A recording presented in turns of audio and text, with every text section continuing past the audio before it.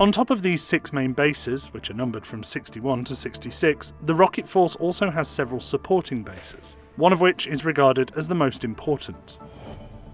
Base 67 is the most secretive. Little is known about the base in Baoji City in central China, but bunkers dug into the Qingling mountain range on the outskirts of the city houses most of China's nuclear warheads stockpile. Base is the guardian of China's strategic nuclear deterrent. From Base 67, the warheads are subsequently distributed by rail all across China, northwest, northeast, and into the south, across the brigades responsible for launch and deployments of the nuclear deterrent. 1 warship, 1 missile, 3 minutes from patrol to destruction. At 9:51 a.m., the YJ-18 roared across the sea at Mach 3, giving the USS Princeton almost no time to respond. 2 interceptors launched. 1 missed entirely. The other came close but failed. China has rapidly increased its missile arsenal. This is a menacing challenge to the United States. Preparing for a possible invasion of Taiwan and deterring the United States from intervening. In recent years, the force has test-launched hundreds of ballistic missiles at a rate that has exceeded the rest of the world combined. In August 2023, Chinese leader Xi Jinping suddenly ousted and replaced the head of an opaque military unit called the Rocket Force. China's leaders have tasked this force with its highest military objective. What happens when the Aegis shield crumbles and a billion-dollar cruiser is left naked against hypersonic fire? This is the moment where freedom of navigation became survival of the fittest. And it didn't end with Princeton. It was only the beginning of a fight twisting across air, sea, and undersea domains. Before we move on, I'd like to ask you a small favor. If you appreciate this content, please take a second to like this video and subscribe to the channel. Over 98% of you watch the videos without subscribing. It costs you nothing, but it makes a huge difference to us. So, did you click the subscribe button? Great, thank you so much. Now, back to the video. Chinese military experts say the missile's design allows increased targeting capability, speed and stealth, and conventional medium and long-range precision strikes. It has a double cone structure with 4 fin-like flight control surfaces symmetrically built around the base, which are meant to help control the weapon's trajectory. The PLA rocket force has 6 bases spread across China, in an arc in the south, then up in the northeast, which is responsible for Korean Peninsula and targeting Japan. There's a dedicated base in central China, and finally a base which is responsible for the northwest. The US Navy spends decades building shields of steel and code. The Aegis system sits at the heart of that shield: radar, processors, interceptors, all built to detect a threat and kill it with seconds to spare. But then, under 3 minutes, it cracked open. How does the most trusted protection at sea melt away that fast? That is the question this fight answered in fire. Princeton sailed steady, patrolling a contested stretch, the crew sure of its bubbles of defense. Its phased array panels swept the horizon, every bearing under watch. Layered screens stood ready, long-range standard missiles, close-in guns, electronic jammers. On paper, no single threat could push through all of it. To the crew, it felt like armor you could trust. Meanwhile, off the edge of radar's clarity, a Chinese destroyer drove in deliberate silence. Then its array spooled up to maximum output, flooding the skies with search signals. That was the opening move, but it wasn't alone.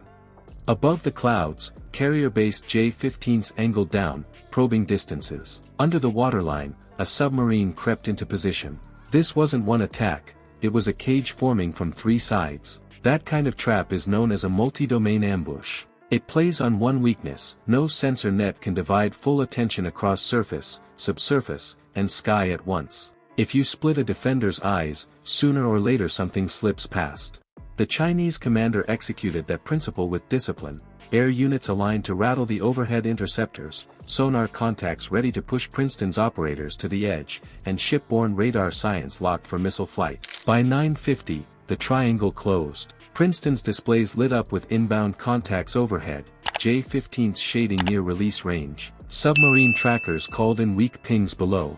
and the destroyer westward locked to fire. Officers on the bridge knew they had entered crosshairs, but by then, choices narrowed fast. At exactly 9:51, the YJ-18 streaked into motion. Think of it as a steel serpent, slow in its first miles, masked near sea level, then bursting into supersonic sprint as it charged the last stretch. That sprint is the killer feature. It does not give a defender minutes. It gives them seconds. Princeton's response came instantly. SM-6 interceptors punched free of their cells, white trails carving up into the sky. In that burst of launch, crew voices tightened.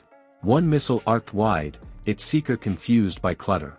The other detonated near path, throwing heat and fragments across the splash zone. Yet the serpent didn't break. It ripped through the line, hungry and fast. In the Combat Information Center, reality compressed. Seconds ticked like hammers.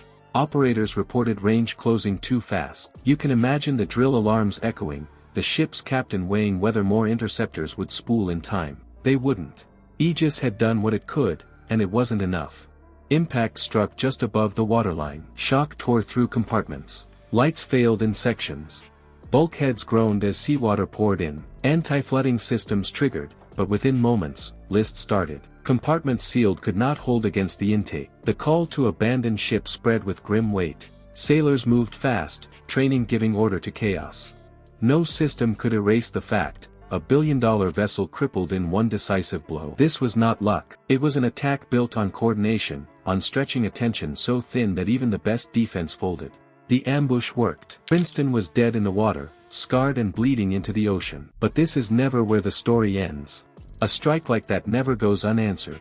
From nearby assets, signals flared, retaliation orders streamed across encrypted nets. Carriers shifted air wings. Sub-hunters launched. Guided missiles armed for immediate release. The loss of Princeton became fuel for American counterblow. What played out next was the fastest mobilization in recent naval memory. Strike packages moved almost before the echoes of explosion faded at sea. Radars reset, fighters scrambled, submarines fired countertracks. Within minutes, the contested patch of ocean turned from ambush into open firestorm. The spark of the YJ-18 rippled outward, drawing steel and jet into the fight. The fall of Princeton didn't close the battle. It threw it wide open. And what followed was one of the most synchronized American naval counterstrikes in years, answering that ambush with overwhelming force. Naval war is no longer days of shells trading back and forth. It is minutes. Sometimes seconds. A single shot, if timed with precision, can erase decades of shipbuilding in one flash. That is the brutal truth the Pacific now carries.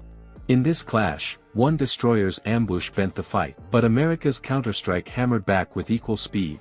Which moment will echo louder across the ocean, the fall of Princeton, or the sinking of Shandong? Comment your choice below.